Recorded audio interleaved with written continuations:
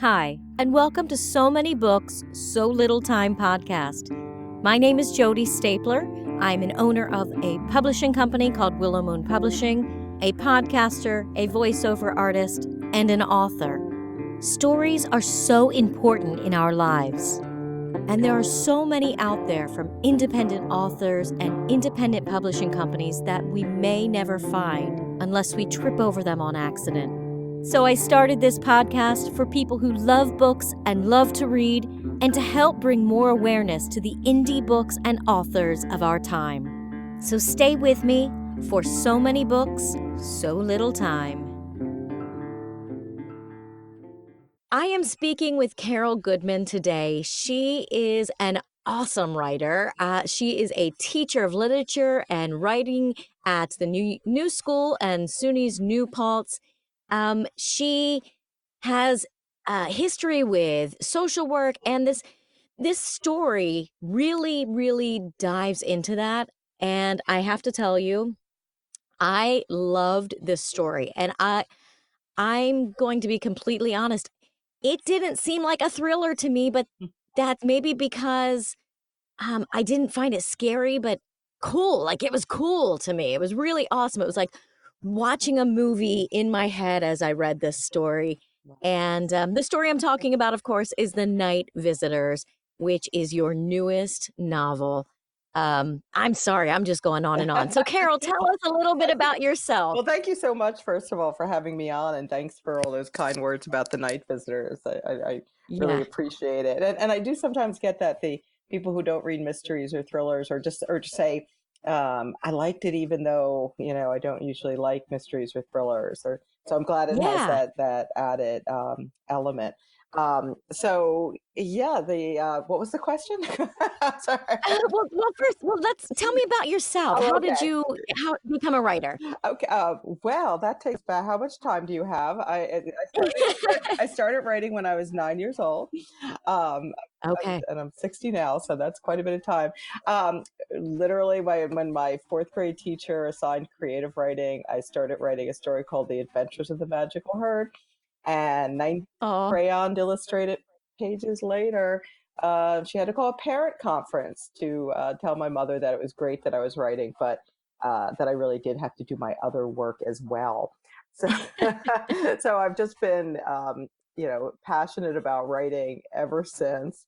A few bumps along the way. It took a while to figure out how to make that passion into my life's work, but it really has become my life's work. And so I'm thrilled to be doing it, and was really thrilled with this when I got the idea for this story, The Night Visitors, and where it took me.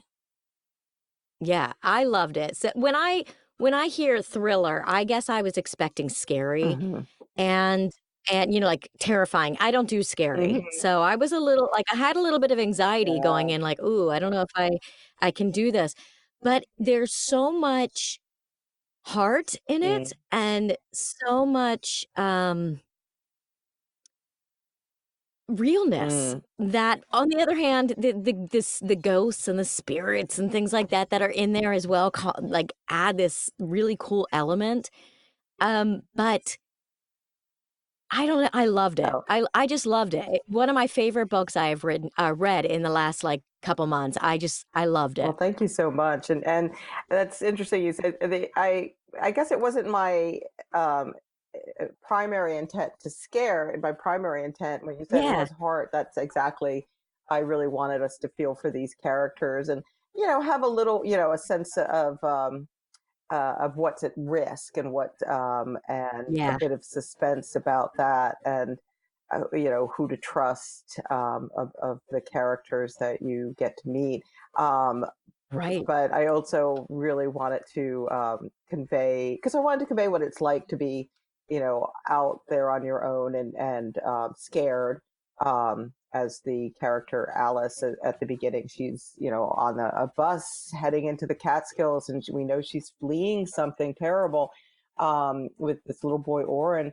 But we don't know what yet, and we don't know exactly what's happened. So I wanted you to feel for her and feel that. And also when the older woman Mattie takes them in, also to feel that little bit of, well, this is a good thing she's doing, but should she be doing this? Should she be taking them in? Right. You're not supposed to do that. Right. It definitely kept me on the edge of my seats Mm. at time, and it also, has these little surprises every so often, like, you think you know what's going on, and then all of a sudden, boom, Mhm. it's something else, which keeps it that excitement. It is a great story about a woman and a child that are leaving an abusive relationship, Mhm. and, I don't wanna give too much away 'cause I some of those little surprises that are in there are like, make the story, so I don't wanna give too much away, but it's a very feminist book. Mhm. It's a Thank you. very female empowering book, and the relationships of the people that are in it are just amazing, and I love how you worked Star Wars in there. Well, yes, a big Star Wars fan, and my stepdaughter is particularly. I had her. She always reads my books, and I had her say, I said, check all the Star Wars references. Have I gotten them all Yeah. exactly right? But thank you also for calling it a feminist book and a female empowering book, Yeah. because both of those are very important to me, and I think especially now. And without being, didactic or too preachy, I did want to really write about issues that women face in our society, and children, and Yeah. uh, and really what um, bring attention to that, bring attention to the plight of women and who have left abusive relationships, and where they can go, and how we can help them. Yeah, absolutely.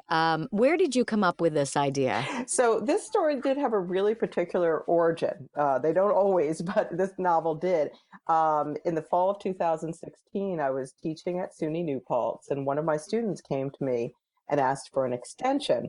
Now, I often get students coming to me asking for extensions, but this was a very Right. particular. She sat down with me and she explained her situation was that she had left an abusive marriage. She was living upstate with her two children, and she did not have she was really struggling to make ends meet, and my heart went out to her. I gave her the extension, and then I thought, what else can I do for her? I really didn't know what to do, and her story touched me. It struck a chord with me because I had left an abusive relationship when my daughter was 2, and I knew what that was like, how scary that was. I had family to go to, so I knew at the time that I was very lucky, and it has always stayed with me. What does a woman do in that situation when she does not have family to go to? So what I did was I asked around my colleagues at New Paltz and said, where can this woman get help? What can I do for her? As a teacher, I didn't feel like, I felt there were limits to what I could do. And the English department secretary, Ethel, a good friend of mine, said, there's this place, Family of Woodstock, that does this kind of thing and helps women, victims of domestic violence. And so I went back to my student, and somebody else had already told her about it. They had told her about family. Good. And she said, yeah, they're amazing. They helped me get Section 8 housing. They, they've helped me get a job. They've set me up for counseling. And I was like, oh, that's amazing. That's so great. I was so relieved and hopeful for her. And so I thought two things. I thought, one, this touched me and moved me so much. I am not done with this subject of, domestic violence and fleeing from domestic violence. I need to write something about this, and I will eventually. And then the other thing was, I should volunteer at this place. This means a lot to me. Mm, And I had felt so powerless at first. How do I help her?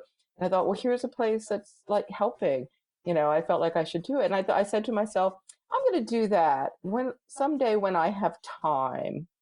mm. And most things, when we say that, I might never Yeah. have gotten to it. I was teaching 3 classes. I was writing a novel. I was editing a novel. I'm very busy. And so, I have good intentions, but I might never have done it, honestly. Yeah. But then the election happened. See, this is Mm, 2016. And the right. day after the election, I thought, wow, I just need to do something productive today. Yeah. And so I called up family and I said, I'd like to volunteer. And they said, well, you can come in and fill out an application. And, training begins in February. And I said, okay, I'll do that. And the woman on the phone, who I now know, she said, she must have noticed something in my voice. And she said, well, hold on a second. And then she put me on hold, and then she came back and she said, what are you doing right now? And I said, sitting here feeling crappy. And she said, well, would you like to come over and help with a mailing? And I said, yes. So I went over there that day. It was a Wednesday. So the women I met, I do a Wednesday shift now, are still the women I know and work with. And I was just amazed at the Yeah. place. I was amazed at that, they're answering calls on a crisis hotline from all over the country, Wow. dealing with all sorts of issues, domestic violence, but also, mental health issues, suicide prevention. Their motto is every problem under the sun. Yeah. And then, and on top of that, they're giving out food from a food pantry. They're dealing with people come in. It's a warming center, and it's a center of people. There are walk-ins, and I was just amazed. And so I did the training. Yeah. Yeah. So I did the training and I wrote the book. Yeah. I did both things. Right. Yeah. Well, Long story. what a great way to like get over that horrible issue from 2016 to work on that, right? Right. Um, And I'm trying to be, not defend anyone politically, but yeah, that, it was a day where I felt like people who were already vulnerable were about to become right, more vulnerable. right. And I just wanted to do something about that. Ironically, when you go to family, you can't talk about politics, Mm, because they serve everybody. yeah, So we right. don't talk about politics there. Yeah, But it's a place where I feel like I'm being useful. right, right, right. And oh, this story is really great because it does add in what is happening in the present, but it also brings in a couple characters about with their past, with Mhm. situations that are similar. And also there are the place that they go to, St. Albans, um, Mm. I mean, it has its own history, and that's brought up too. And like so many of our different types of orphanages or homes for children or whatever have a history where maybe not such a pretty history. Mm. And over the years have turned into something very great. But there's, a lot of times in American history, we have times where those type of industries and organizations that people thought were doing well might not have been doing the best that they Mhm. could have been, to say it nicely. Right, right. It's interesting you bring that up. Not many people have asked me about St. Albans, but Yeah, it could almost be a whole other book, I'm thinking, as you're yeah, talking. right? And I have been kind of fascinated with the history of orphanages and refuges, and it is kind of a buried history in Yeah, our culture. You think of in Ireland, especially the Magdalen laundries there, and that whole buried history of women who were put away and subjected. So I do actually in my next book deal a little bit with that, yeah, explore a Magdalen laundry that was in this country.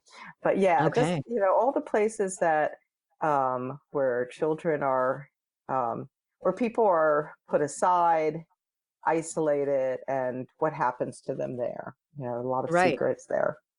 Right, right. And I guess that's really what it is. It's the secrets. It's the little secrets that are in this book with Mattie and her family history and of course the crazy psychic abilities of this little boy. Hmm. And we're not really quite sure what they are.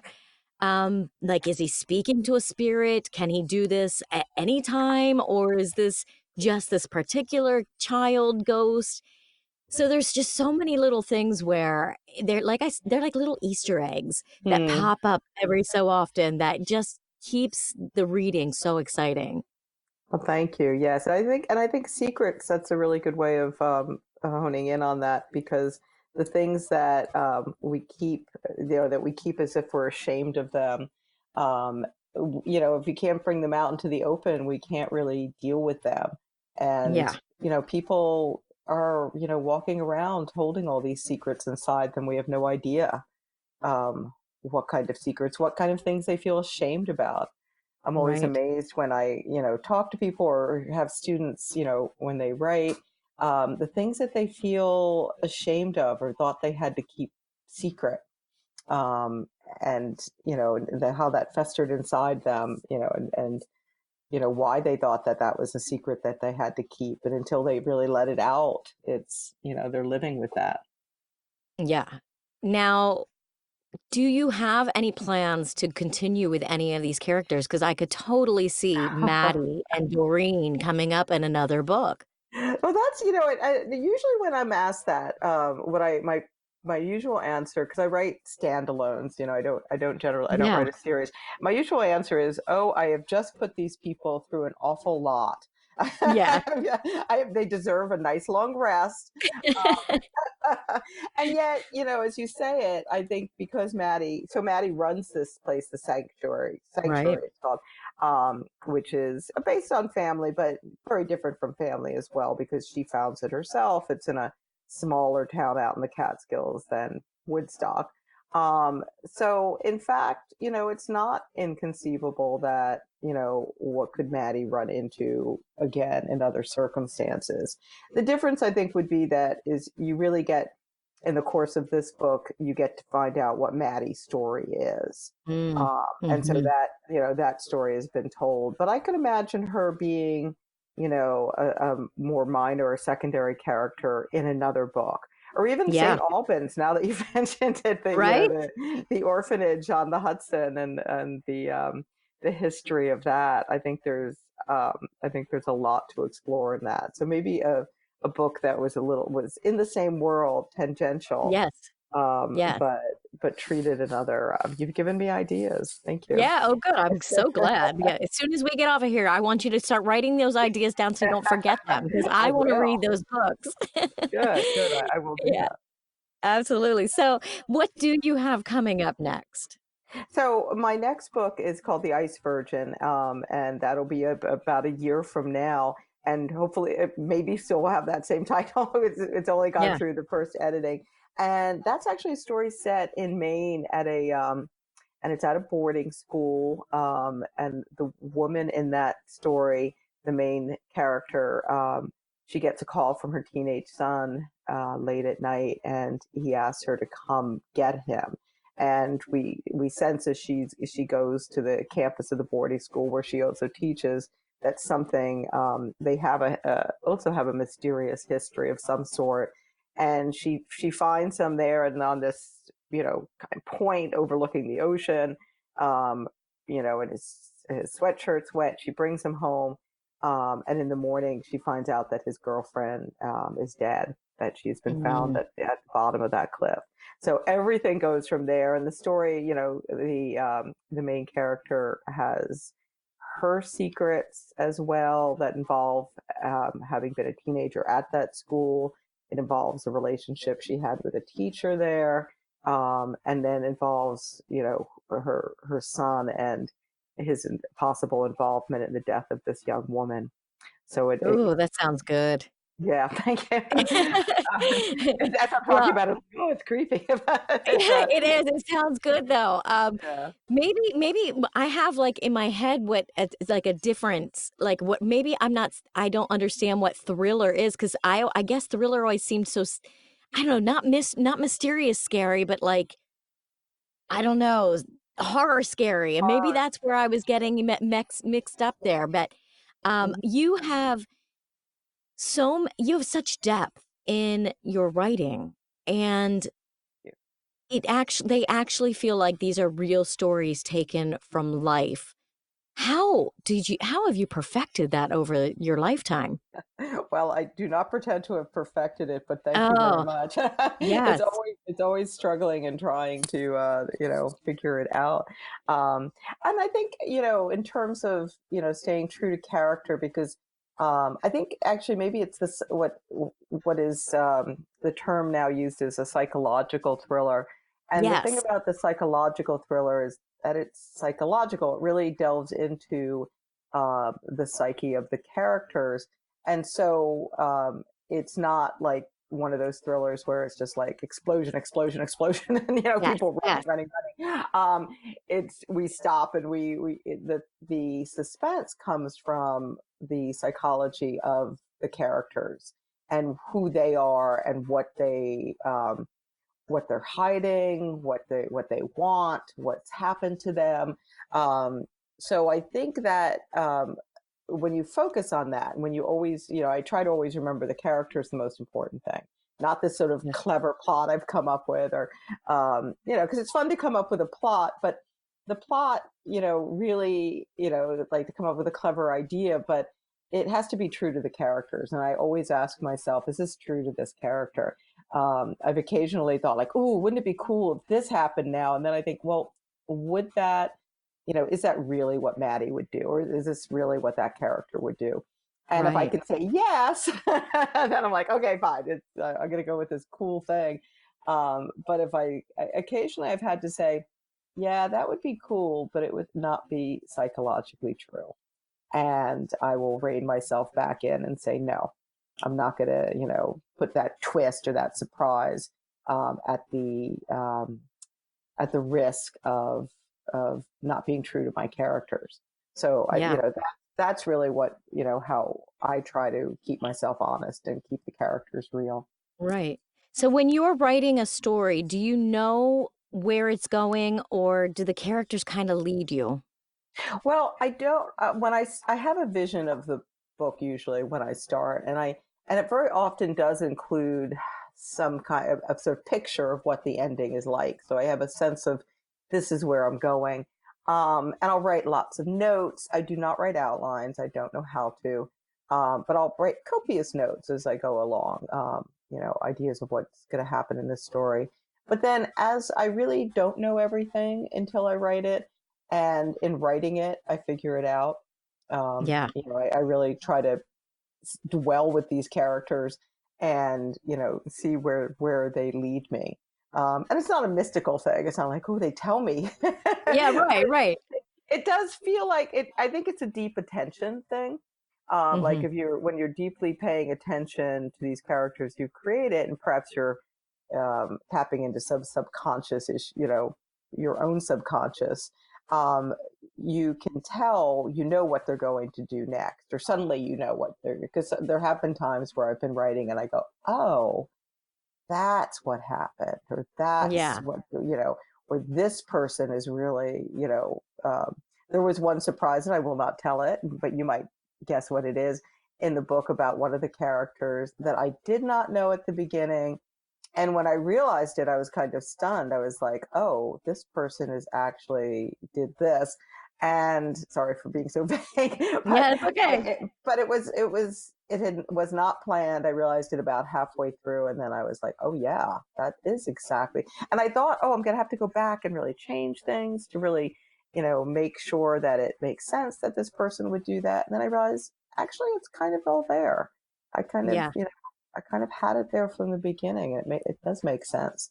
So that's where I feel like you're tapping a little into your subconscious. You kind of knew that there was something going on with that character from the beginning.